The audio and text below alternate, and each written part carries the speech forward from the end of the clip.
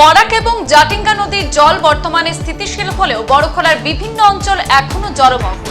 এতে অনেকের ঘরবাড়ি, ফসলাদি, সায় সম্পত্তি বন্যার তাণ্ডবে ক্ষতিগ্রস্ত হয়েছে।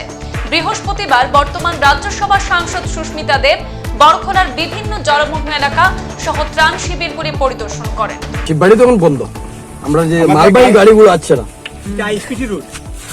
এনডি কলোনিতে যে সবজির দাম 30 টাকা, ওই সবজিটা মাসিমপুরে 40 টাকা, 50 টাকা, 30 টাকা দেখা 40,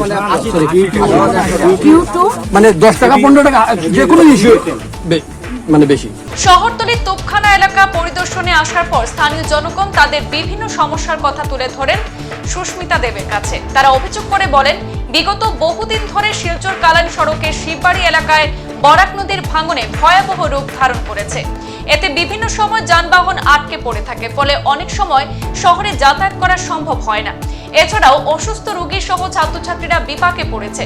সময়মতো স্কুল বা চিকিৎসালয়ে নিয়ে যাওয়া সম্ভব হচ্ছে না, যার দরুন বৃহত্তর এলাকার জনগণ এই সড়ক নিয়ে বিপাকে পড়েছে।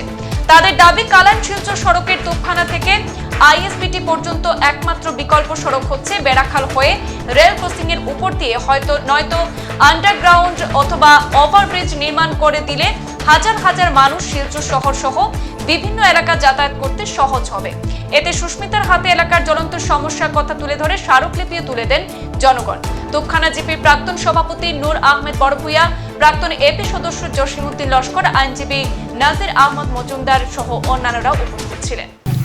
না, আমরা আজকে তোপখানা রেলওয়ে ক্রসিং লাইনে এসেছি। জনসাধারণের এখানে দাবি, এটা কোনো দলীয় দাবি না। এই দাবিটা প্রাক্তন মন্ত্রী সন্তোষ মন্দেব যখন ছিলেন, আমি যখন এমএলএ ছিলাম, ডক্টর রাজদীপ রায় যখন সাংসদ ছিলেন, এবং বর্তমানেও এই যে রেলওয়ে ক্রসিংটা বন্ধ করা হয়েছে, কোনো গেট নাই, কোনো আন্ডারব্রিজ নেই, এটার জন্য এই এলাকার মানুষের তো অসুবিধা হচ্ছেই।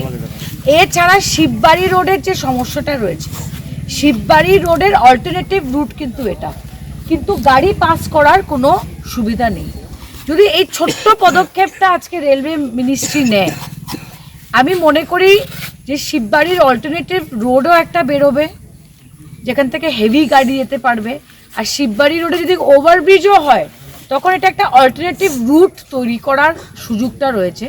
এটা আমি বলবো যে সবাই চেষ্টা করে, এত বছর থেকে আমরা পারিনি, কিন্তু এই এলাকার জনসাধারণের দাবিটা আমি এবার পার্লামেন্ট সেশনে মাননীয় রেলওয়ে মিনিস্টারের সঙ্গে দেখা করে নিশ্চয় তুলে ধরবো।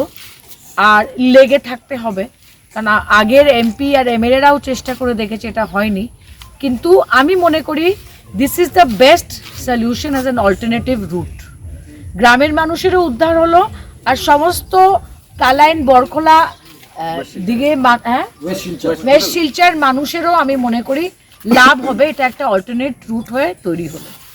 সংবাদ এই পর্যন্তই, ফিরছি পরবর্তী অন্যান্য আপডেট নিয়ে। ধন্যবাদ।